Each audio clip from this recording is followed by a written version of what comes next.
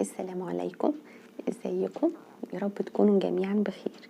يلا النهارده هنعمل بوريك بالجبنه زي بتاع الافران واحلى.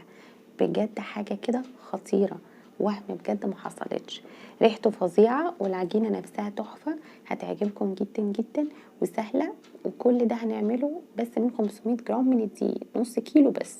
هيعمل لنا كميه حلوه، يعني هيعمل معاكي فوق ال60 قطعه ويمكن ازيد كمان. يلا بينا. قبل ما نبتدي، انا نور خالد ودي قناتي، ما تنسيش الاشتراك في القناة واللايك والكومنت على الفيديو، ولو عجبك الفيديو شيريه لاصحابك عشان يستفادوا منه. ويلا بينا نبتدي على الطريقة.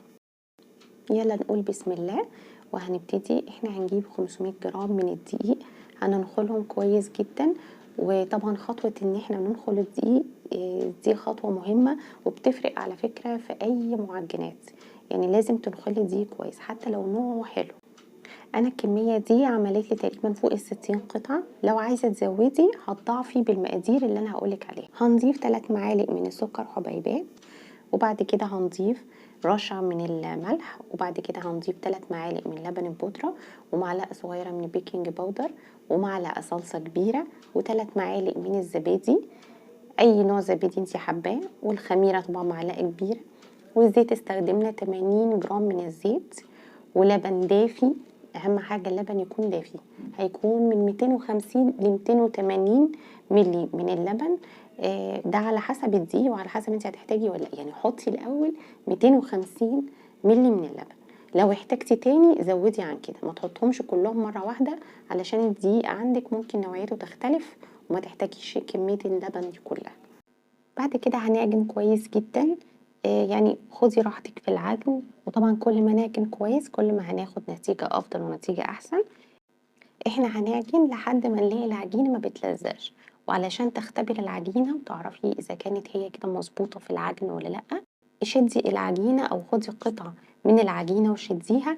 لو اتشدت معاكي واتفردت يبقى هي كده مظبوطة، اخدت وقتها الصح في العجن. لكن لو اتقطعت منك يبقى هي محتاجة عجن تاني، نعجن فيها تاني. وفي الاخر خالص هنحط قطعة من الزبدة، اي نوع زبدة انت حابة تستخدميه استخدميه عادي. الزبدة هتسهل معاكي عملية العجن، هتطري العجينة خالص وهتوصل للقوام المطلوب. وهتشدي العجينة برضو زي ما قلتلك علشان تتأكدي انا كده عجنتها كويس ولا هي محتاجة عجن تاني. لو اتشدت معاكي يبقى كده تمام. هنسيب العجينة بتاعتنا تتخمر مش اقل من ساعة، نسيبها براحتها لحد ما توصل للقوام في التخمير كويس. ممكن ندفي الفرن نشغله 5 دقايق ونحطه في الفرن بعد ما نقفله علشان نعجل في عملية التخمير. القطع البيضة اللي فوق العجينة دي ده كانت قطع زبدة، هي اتخمرت معايا حلوة جدا زي ما شفتوها. هنبتدي نعملها كور، يعني العجينة بتاعتنا كلها هنكورها. هنحاول على قد ما نقدر ان احنا نظبط احجام الكور، وهنغطيها وهنبتدي نشكل اول عجينة انت كورتيها دي هتاخديها. انا استخدمت جبنة براميلي، ممكن تستخدمي فيه جبنة اسطنبولي اللي هي بتبقى بالفلفل، اي نوع جبنه انت حباه. سواء البوريك معروف بتبقى الجبنه حادقه شويه وبالفلفل. هتقفليها بالشكل اللي انا عملته ده، يعني ركزي في اللفه واتقفلت ازاي، بس هي اهم حاجه ان انت تقفليها كويس. يعني دوسي على العجينه عشان كله يلزق ببعضه ويتلف كويس. ولما تفرشي رشه الدقيق اللي عشان العجينه بتاعتنا ما تلزقش على الرخام، ما تفرشيش دقيق كتير علشان خاطر هيخلي العجينه ما تمسكش في بعضها. يعني خلي رشه الدقيق حاجه بسيطه خالص. اهم حاجه بس نقفل العجينه كويس علشان الجبنه ما تسيحش او ما تطلعش منها لما ندخلها الفرن. وهتحطي البوريك بتاعك في الصينيه وهتكملي كله هكذا بنفس الشكل وبنفس طريقه اللف اللي احنا عملناه.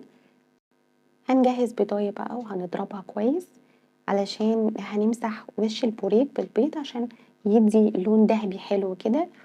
لو مش عايزه تستخدمي بيض على وش البوريك ممكن نستخدم لبن، يعني هتمسحي على وش البوريك بلبن بس. بعد ما حطينا البيض على وش البوريك هنحط حبة البركة، وطبعا معروف البوريك بحبة البركة، لكن لو مش بتحبيها ممكن تستبدليها بسمسم برضو هيبقى حلو. حبة البركة مفيدة جدا على فكرة. هنشغل الفرن قبل ما ندخل البوريك ب10 دقايق، هنحطه على درجة حرارة عالية، مش هيكمل معانا تلت ساعة وهيكون جاهز. بس البوريك طلع حاجة بجد تحفة، وهم خطير جدا جدا وما شاء الله عمل كذا قطعة، يعني كل ده من نص كيلو بس من الدقيق. طريقته على فكرة سهلة وحلوة قوي، وينفع فطار بقى، ينفع عشاء، ينفع للولاد في المدرسة، هيكون جميل جدا. طبعا ده اقتصادي، ارخص بكتير من لو اشتريتيه من الفرن. هتاكليه بقى جنب كوباية لبن، كوباية شاي بلبن اللي تحبيه. انا عن نفسي فطرت بيه مع كوباية لبن، كان حلو جدا بجد، خطير خطير. لو عجبكم الفيديو ده ما تنسوش تشيروه عشان غيركم يستفاد منه. وبجد الطريقة دي اسهل طريقة ممكن تلاقوها للبوريك بالجبنة. بصوا العجينة طرية ازاي، بجد طرية قوي وحلوة وريحته فظيعة. يعني كان نفسي فعلا اليوتيوب يوصل الريحة فعلا خطيرة، هتعجبكم جدا جدا. والعجينة بتاعته ممتازة وناجحة بكل المقادير اللي احنا عملناها، مظبوطة جدا، يعني مش هتحتاجي ان انتي تزودي اي حاجة. يا رب الفيديو ده يكون عجبكم، متنسوش اللايك والكومنت عليه، واشوفكم الفيديو الجاي على خير ان شاء الله، ومع الف سلامة.